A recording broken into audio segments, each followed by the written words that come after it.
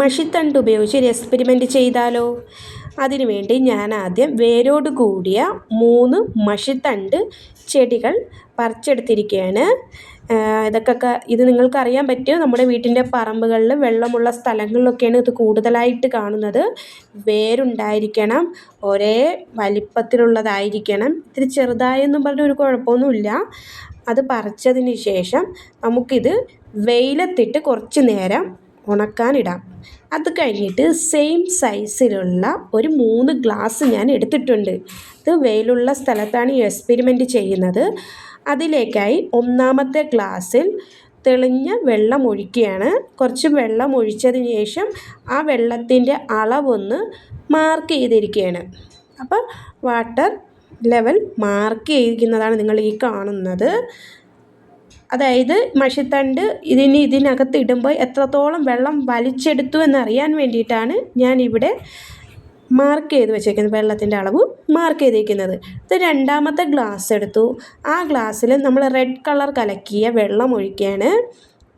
അതും ഇതേപോലെ തന്നെ മാർക്ക് ചെയ്യുന്നുണ്ട്. എന്തിനാന്ന് വെച്ച് കഴിഞ്ഞാൽ ഇനി ആ വാടിയ മഷിത്തണ്ട് ഇതിലേക്ക് ഇടുമ്പോൾ എത്രത്തോളം ഇത് വലിച്ചെടുത്തു എന്ന് അറിയുന്നതിന് വേണ്ടിയിട്ടാണ് ഇവിടെ മാർക്ക് ചെയ്ത് വെച്ചിരിക്കുന്നത്.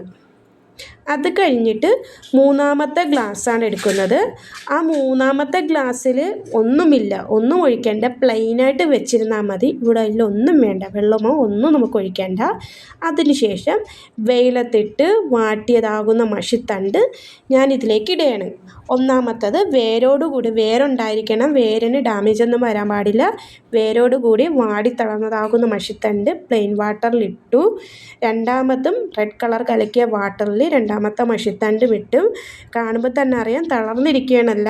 മൂന്നാമത്തതും പ്ലെയിൻ ഗ്ലാസ്സിൽ വെള്ളമൊന്നുമില്ലാത്ത വാട്ടർ മഷിത്തണ്ട് ഇട്ടേക്കുന്നതാണ്. അതിനുശേഷം നമ്മളിത് ഒരു 10-15 മിനിറ്റ് സൺലൈറ്റ് നല്ലോണം കൊള്ളുന്നൊരു സ്ഥലത്തേക്ക് ഇത് വയ്ക്കുക.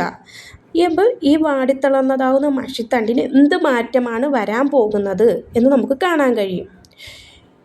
ഇത് കുറച്ച് കഴിഞ്ഞ് ഞാൻ എടുത്തതാകുന്ന വീഡിയോ ആണ്. അതിൽ ഒന്നാമത്തെ പ്ലെയിനായിട്ടുള്ള വാട്ടറിൽ ഇട്ടപ്പോൾ കുറച്ചുകൂടെ നല്ല ആരോഗ്യത്തോടെ വെള്ളം വലിച്ചെടുത്തതായിട്ട് കാണാൻ പറ്റും. ഒരു വാട്ടർ ലെവൽ കുറച്ച് കുറഞ്ഞതായിട്ട് കാണാൻ കഴിയുന്നുണ്ട്. പിന്നെ അതുപോലെ രണ്ടാമത്തതും അത് റെഡ് കളറിൽ ഇട്ട മഷിത്തണ്ടാണ്. അത് മഷിത്തണ്ടിൻ്റെ കളർ റെഡായിട്ട് കുറച്ച് കയറിയിട്ടുണ്ട്. ഇത് വീഡിയോയിൽ എത്രത്തോളം കാണാൻ പറ്റുമെന്ന് എനിക്കറിയില്ല. അതുപോലെ തന്നെ മൂന്നാമത്തത് തളർന്ന അതേ അവസ്ഥയിൽ തന്നെയാണ് മഷിത്തണ്ട് കിടക്കുന്നത്. അപ്പോൾ അതിനൊരു മാറ്റവുമില്ല, തളർന്നു പോയിരിക്കുകയാണ്. അപ്പോൾ ഇതിൽ നിന്ന് മനസ്സിലാക്കാം, സസ്യങ്ങളുടെ വളർച്ചയ്ക്കും നിലനിൽപ്പിനും ജലം അത്യാവശ്യമാണ്. വേരുകളിലൂടെ വലിച്ചെടുക്കുന്ന ജലം തണ്ടുകളിലൂടെ കടന്ന് ഇലകളിൽ എത്തിച്ചേരുന്നു. അതുകൊണ്ടാണ് ജലം സസ്യങ്ങൾക്ക് അത്യാവശ്യമെന്ന് പറയുന്നത്.